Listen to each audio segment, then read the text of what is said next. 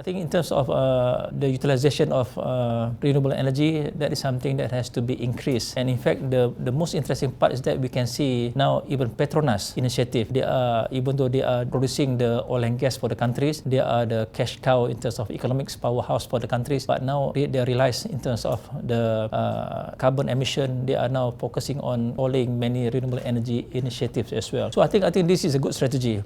Diversification is always very important for our countries and for Malaysia moving forward in the new economy, and we cannot. It is very, very crucial that we all embrace these new changes and then make sure that we also adopt to the new challenges to make sure that the energy is conserved. I think the end game will be ensuring the sustainability is achieved and the climate change is controlled, and we are achieving the ESG we wanted to do in Malaysia, to achieve the ESG by 2050 for the countries. The main challenge is actually before we do any activities, we need to take an audit of where we are today, and we do not know whether we are low carbon, whether we are carbon deficit or carbon sink. And I have always promoted the importance of having an audit to see where we are today. And because Malaysia, as you know, we have so much forest still, and we absorb a lot of carbon and we produce a lot of oxygen. And in a sense, the state of Pahang, for example, Terengganu, Kelantan, Sabah and Sarawak has plenty of forests that can absorb carbon. So, and we have Perda plantation, more than 222 plantation all over the countries, and they are also absorbing carbon as well. So if you did not do the carbon audit of the countries today, we do not know where we are. So before we embark on new initiative, before we spend money on doing a lot of things, the first thing is to do is carbon auditing to see where we are. The moment that we know what we are, then we know what can be done in terms of strategies, which state needs to be reduced, which state can be supplying to the other states. So these are an important parameters. And SIRIM has got that carbon, part of our sustainability reporting that we have offered to industries. We did the carbon emission, carbon calculation for industries as part of the sustainability report. And this is the first start. You need to know how much carbon being emitted coming to and from work, from the office and from home and whatnot. So this thing has to be put in place first. Only then we know what is being emitted and how much can be conserved. And we don't have that database for now.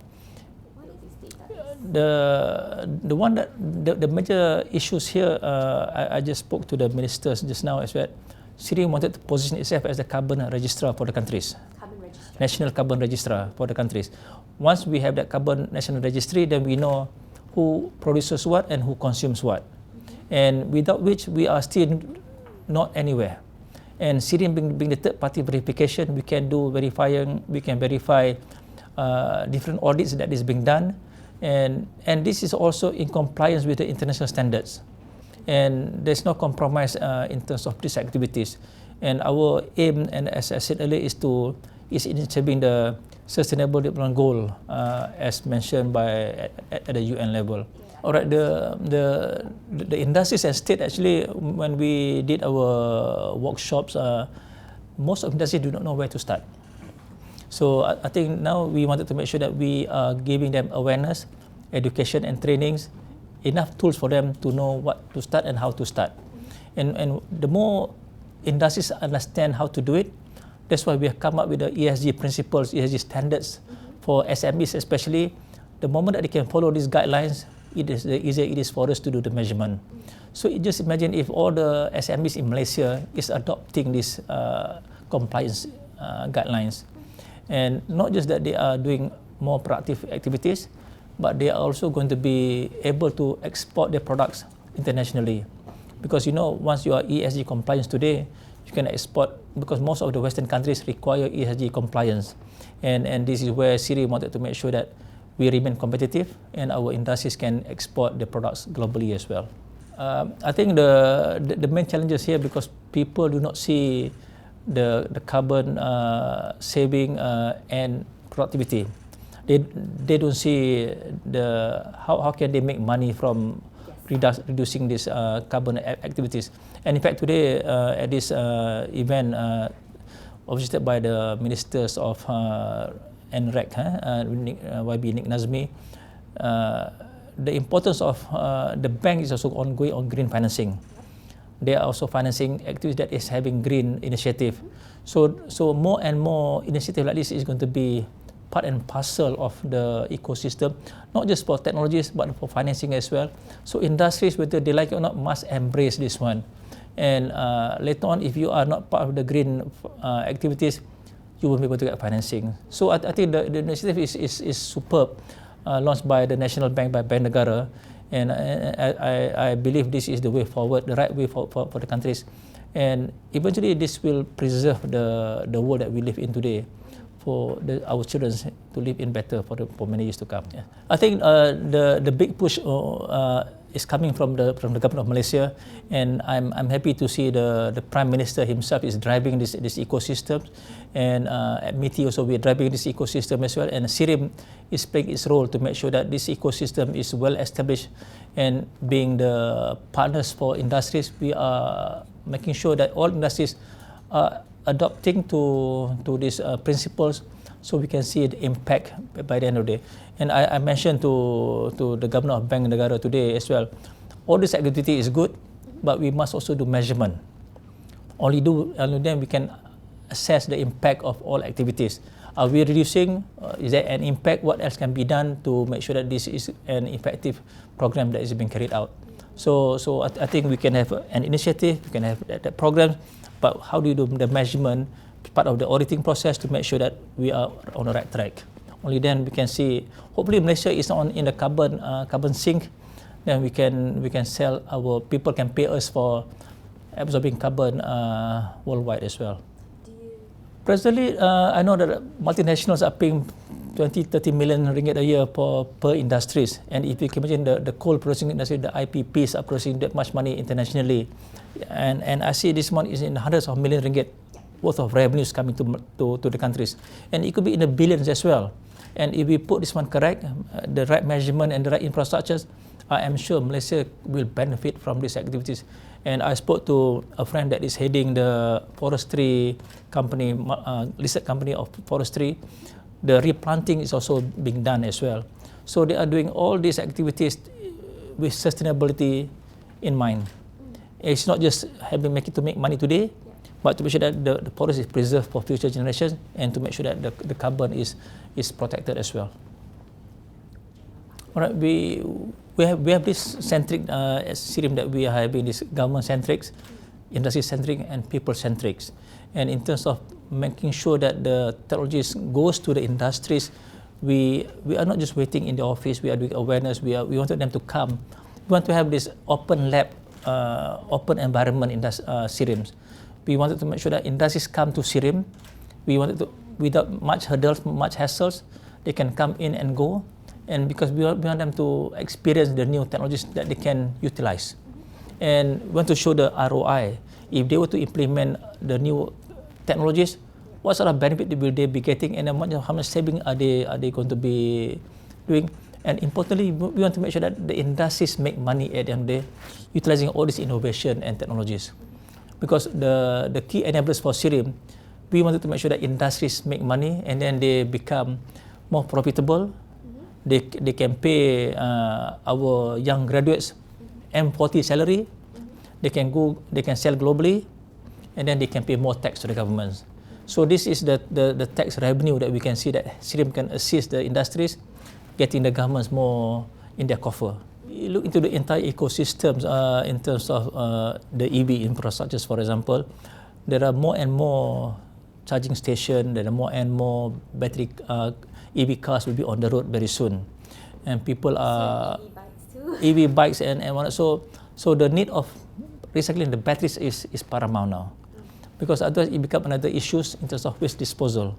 So we have started the initiative to work with the private sectors here to recycle and refurbish all these batteries and reuse some of them back into the ecosystem. So this is part of our circular economy. They try to minimize the waste that is being produced. So this is an important, I think, development, because if the world is not doing recycling, even for batteries, we will run out of raw materials as well. And then this is an important initiative that I think that SIRIM is undertaking now. When we say In fact, we wanted to repurpose for another battery, and in fact, we want to relive those batteries. Relive, extend the life of the battery, because the battery has got their own life shelf, the shelf life, and then we want to make sure that we can repurpose, we can rebuild these batteries again for another many more years to come, because every time that we charge and discharge, like our power bank, some years we cannot be using it anymore. So I think, and then we also wanted to make sure that if this is a dead battery, for example, what sort of material that we can recover and then do for other equipment or other materials or other manufacturing process that can be done. But it has to be in the large scale to make it more feasible and economic activities.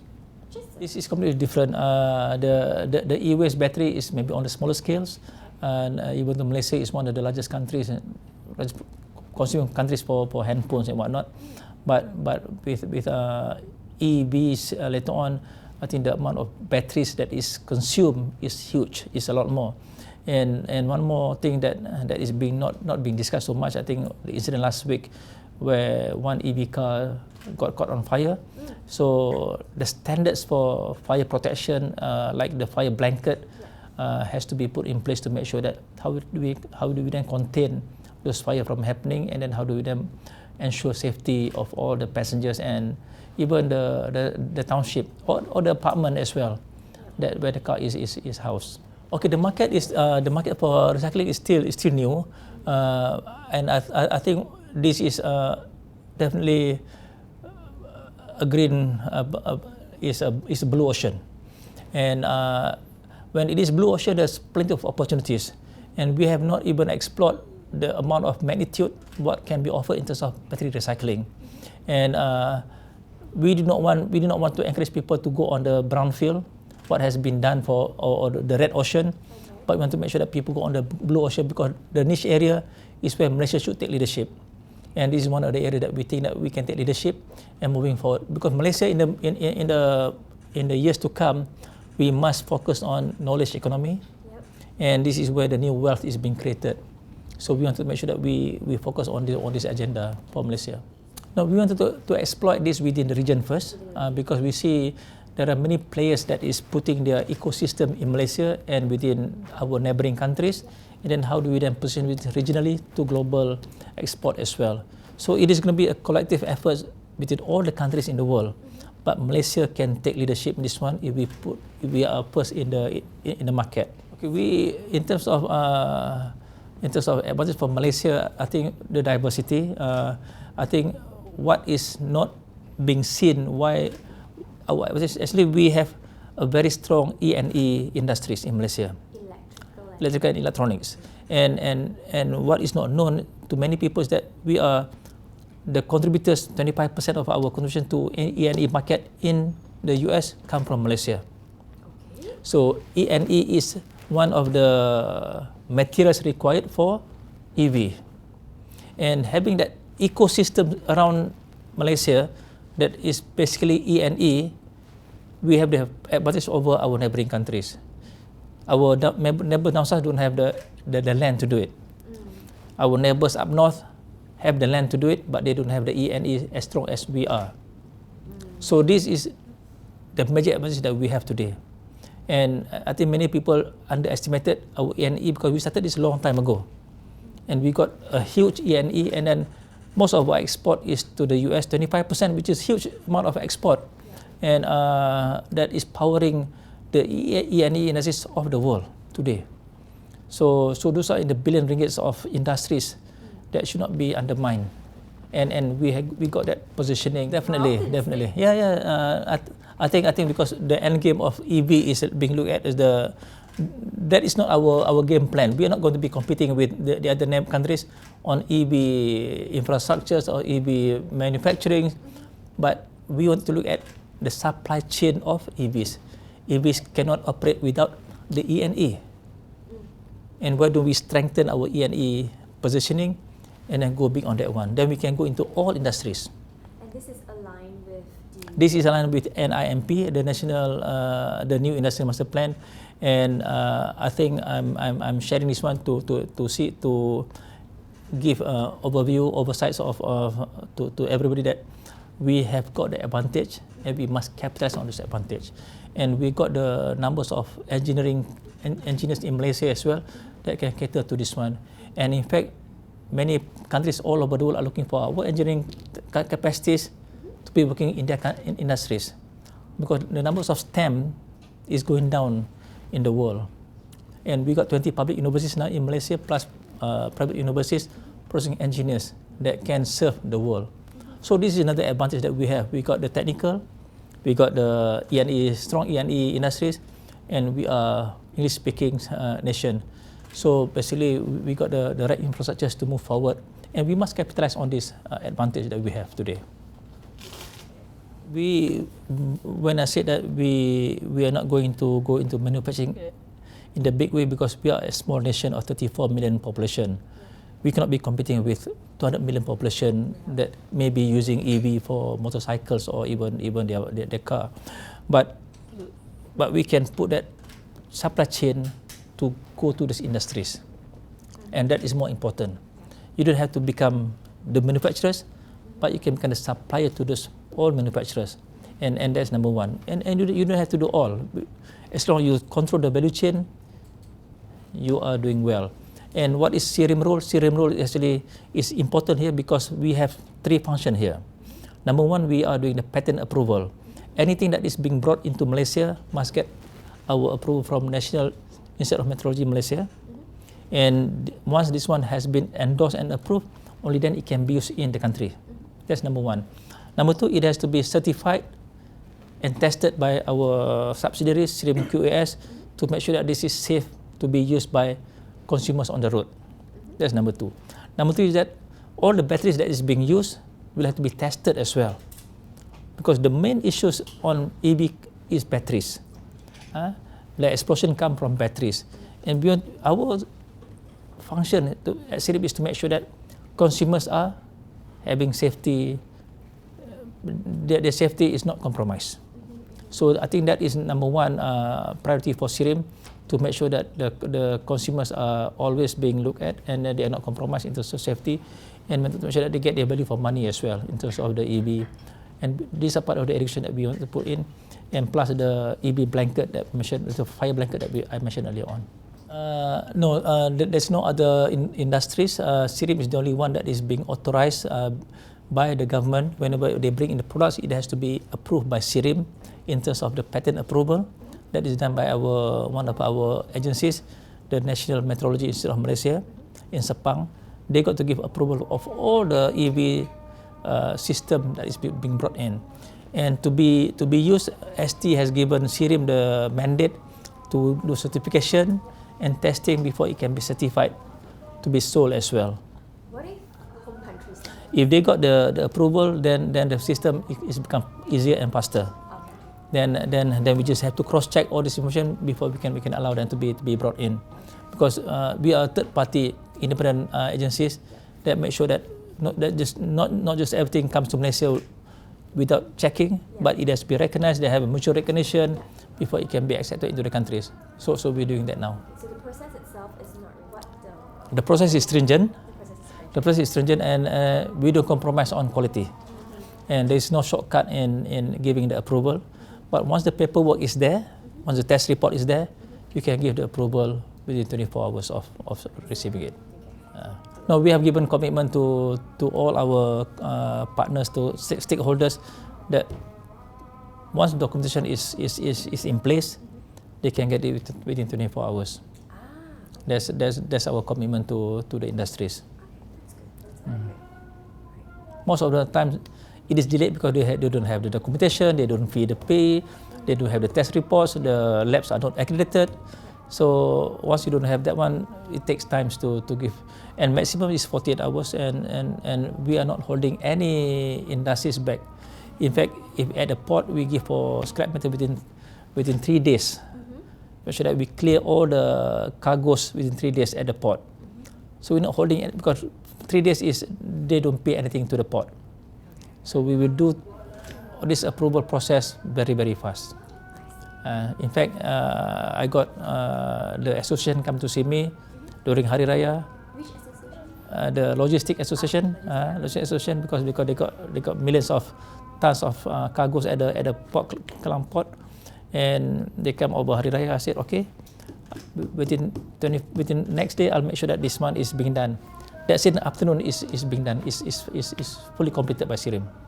So as long as you've got all the required documentation and reports ready. Yes. In terms of hydrogen economy, the roadmap has been launched recently by the government and initiated by Ministry of Science, Technology and Innovation, and this is an important parameters moving forward beyond EV. And but the main issue with hydrogen is logistics, is transportation, and we wanted to make sure that how can we transport this one safely from point to point. And another thing we are looking at crossing green hydrogens. Green hydrogen. Utilizing our EFB from our EFB fruit bunches. So because we have plenty of empty fruit bunches from our palm oil plantation, so if Malaysia can champion this green hydrogen, again we are ahead of the curve. So we want to make sure that we are utilizing all the raw resources available around us, which is in abundance, and if we can recycle them, that's part of our circularity as well, circular economy, that nothing is being wasted, and it all goes to this about waste to energy and wealth. So that's the type of 3 W's concept: waste to energy and wealth. WEW. Circularity economy today, when we are launching this at the 600 industrial parks in Malaysia as well, is if the bank is looking at green financing, the circularity is a must prerequisite for green financing. So I say that if all the players put in their mind together, I am very sure we can achieve this one within the next 3 years. And yes, this is idealistic, but I have always believed in imagining and dreaming first. And if we don't have that imagining or doing something big, we're still stuck in the old small mindset. And I like to think that SIRIM is doing the growth mindset, is thinking big for the countries. We are no longer a small player. We should be part of the global ecosystem and the global player that is selling services to the world.